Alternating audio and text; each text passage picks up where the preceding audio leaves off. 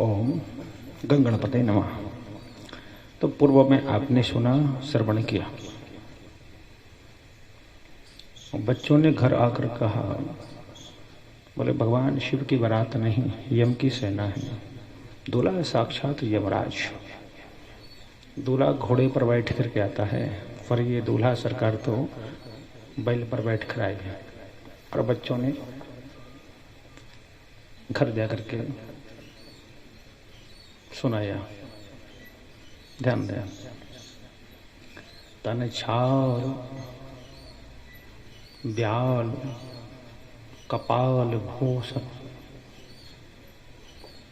नगिन जटिल भयंकर संग भूत प्रेत पिशाच जोगिनी विकट मुख रजनी चर जो जियत रहहि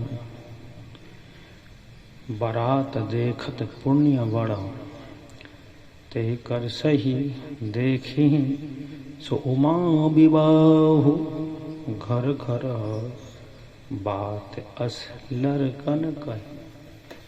बच्चों ने कहा, बारात को देख करके जो जीत आ रहे हैं वह भाग्यशाली समझो, और जो भाग्यशाली होगा वही पार्वती जी की विवाह का दर्शन कर पाएगा, ऐसा बच्चों ने कहा। माताएं मुस्कुराई, बच्चों को समझाया कि ये भगवान भोलेनाथ का विवाह है।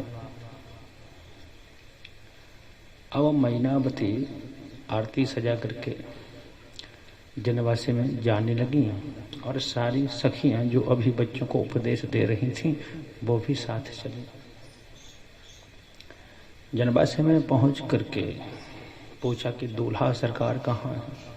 एक दूसरे से पूछें, दूल्हा सरकार कहाँ है, दूल्हा सरकार कहाँ है। एक भूत ने बैल को सीधा कर दिया। भगवान शिव का मुख पीछे था। दूसरा भूत आया, उसने नंदी को उल्टा किया। भगवान शिव दिखे और कहा, यही दूल्हा सरकार है। पहले पर्दा प्रथा थी, तो पर्दा प्रथा के कारण भगवान शिव को देखा नहीं, और भगवान शिव की आरती उतारी। देखिए, मैना सुबह आरती उतारी। आरती उतारती हैं मैना भैया। मैना सुबह आरती संबारी संग सुमंगल गावहीं गारी। आरती को संभाल करके मैनावती ने आरती को उतारा। एक बार थाल गया ऊपर, दूसरी बार गया, दो बार सर्प ने छोड़ दिया, और फिर थाल ऊपर गया तो ठन मारा, थाल नीचे गिर गया। और मैया सुनैना दैया मैया करते हुए घर को दौड़ी। साथ में सब सखियां आई। देवताओं ने आकर कहा भगवान शिव से कि तुम्हारा अपमान हुआ है, तुम्हारा अपमान हुआ। भगवान शिव बोले, कब हुआ, किसने किया अपमान। बोले कि मैनावती ने आकर के थाल को दे मारा। भगवान शिव बोले, अरे भाई, ऐसी कोई परंपरा होगी जिससे कि सासू माँ आकर के आरती उतारे और थाल दे मारे। दूसरी परंपरा होगी कि घर जाएं और घर के दरवाजे बंद कर लें। देवता बोले कि आपको देख करके जल का लोटा गिर गया। भगवान शिव बोले, जिसके शीश पर साक्षात गंगा जी हों तो लोटा गिरेगा ही ना, जल पात्र गिरेगा ही। देवताओं ने कहा कि दिया बुझ गया, दीपक बुझ गया। भगवान शिव बोले, स्वयं चंद्र है माथे पर, दिया कैसे जलेगा। तो भगवान शिव हर स्थिति को एक रस समझने वाले हैं। यही तो कथा से हमें सीख मिलती है कि भगवान की कथा सुन करके हमारी सारी जो परिस्थितियां हैं वो एक रस हो जाए, किसी प्रकार का कोई विचार कोई दुख हमें न हो। यही भगवान शिव की कथा हमें शिक्षा देती है कि हर स्थिति में हम एक जैसे रहें, क्योंकि कर्म लोक है, कर्मण्येवाधिकारस्ते मा फलेषु कदाचन। इसलिए कर्म अच्छा है तो फल अच्छा। भगवान शिव कर्म पर ज्यादा जोर देते हैं, भाई कर्म करो, फल की इच्छा मत करो। और हमेशा जीव को कर्म ही करना चाहिए।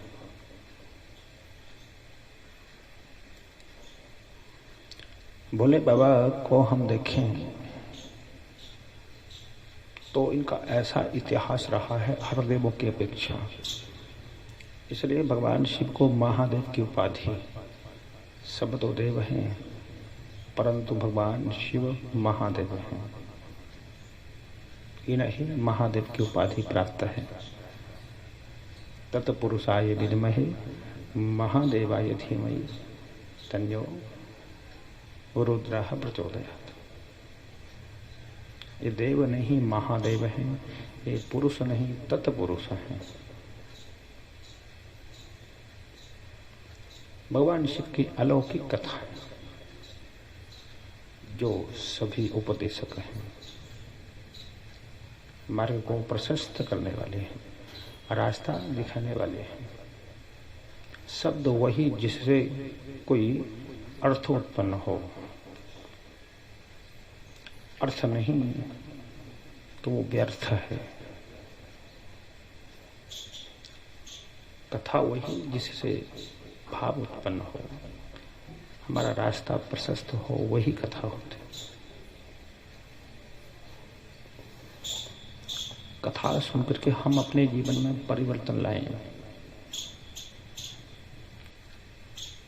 मान लो 7, 8, 9 बजे उठते हो तो 5 बजे उठना सीख जाओ। सर्वप्रथम शरीर की क्रियाएं जल्द से बिस्तर को छोड़ देना, स्नान आदि से निवृत्त हो जाना और स्नान के बाद भगवान का ध्यान जितना कर पाए। समय के अनुसार किसी को ज़्यादा व्यस्तता है, ज़्यादा काम है तो कम ध्यान कर सकते हैं, कम नाम ले सकते हैं, पर क्रिया का लोप न हो। उसके उपरांत युक्ति है, सूक्ति है, 10 काम व्याहाय स्नानमाचरेत्, सत्काम व्याहाय भोजनमाचरेत्।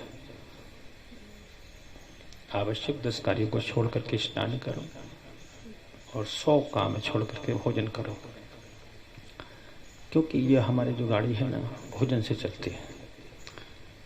भोजन समय से मिल जाना चाहिए, भोजन का क्रम सही रहे। अधिकांशतः आपने देखा होगा कई प्रतिशत लोगों में गैस की शिकायत है, एसिडिटी रहती है, क्योंकि खान पान का नियम है नहीं। रात को खा रहे हैं, पता नहीं है कब पचेगा। रात को 1, 2 बजे भोजन करते हैं, सोने को कम समय मिलता है, पानी ठीक से पी नहीं पाते हैं। इसलिए भोजन पर ज़्यादा ध्यान दिया जाए। एक तो भूखा नहीं रहना है, दूसरा सुपाच्य पाना है, तीसरा जल बराबर मात्रा में पीना है, और चौथा रात्रि के 9 बजे के उपरांत भोजन नहीं करना है, तो हमारा शरीर ठीक से चल पाएगा। एक कहावत है, एक काया राखे धर्म और पूंजी राखे वंश। पहले पुराने लोग कहते थे, जो बुजुर्ग लोग थे वो कहते थे कि काया राखे धर्म, यदि हमारा शरीर अच्छा है तो हमारा धर्म अच्छा है, और हमारा शरीर अच्छा नहीं तो धर्म हम कैसे कर पाएंगे। इसलिए युक्त है काया रखे धर्म और पूंजी रखे वंश। हमारे गांठ में पैसा है तो तो हम कुछ भी कर सकते हैं। कमर में तोसा तो सफर में भरोसा। इसलिए सब कुछ पैसों से होता है। पर पैसे जब कमा पाते हैं तब हमारे पास पैसा हो, तभी तो व्यापार कर पाएंगे। तो इसलिए सर्वप्रथम सीढ़ी है कि शरीर को हम अच्छा रखें, उसके उपरांत हम कर्म भी अच्छा करें, हम विचार भी अच्छे रखें। हमारी जो चित्त वृत्ति है,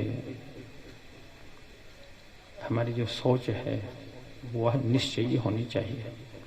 सकारात्मक सोच हो, किसी के प्रति अच्छा सोच, अच्छी भावना रखें। क्योंकि हमारे सोचने से किसी का काम बिगड़ने वाला नहीं है, पर हम उसके प्रति बुरा सोच करके अपना ही काम बिगाड़ लेते हैं, यह अभी तक किसी को पता नहीं है। इसलिए शास्त्र कहते हैं कि भाई सोच हमारी जो है वो निश्चयी होनी चाहिए, सकारात्मक होनी चाहिए। या तो किसी के प्रति सोचें तो अच्छा सोचें, या तो किसी के प्रति सोचें तो अच्छा सोचें, अथवा तो सोचना ही बंद कर दें। हमारी सोच अच्छे होना चाहिए। यही शास्त्र निर्देश करता है, यही शास्त्र आज्ञा देता है कि विचार हमेशा अच्छे रखो। हमारे विचार कुत्सित नहीं होना चाहिए, हमारे भावनाहीन नहीं होना चाहिए। तो बस इन सिद्धांतों को अपना लिया तो समझो कि हमारा जीवन धन्य धन्य हो गया, कृत्य कृत्य हो गया। इसलिए जीवन को सुधारें, विचारों को सुधारें, कर्तव्य को समझें, उद्देश्य को समझें, और पुराणों की कथाओं को सुनकर के लाभान्वित हो जाएं। लाभान्वित का मतलब है कि कथाओं को सुन करके और उनके ऊपर आचरित हो, अंदर उतारें और चलें,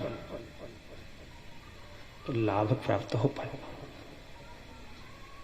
जय श्री राम।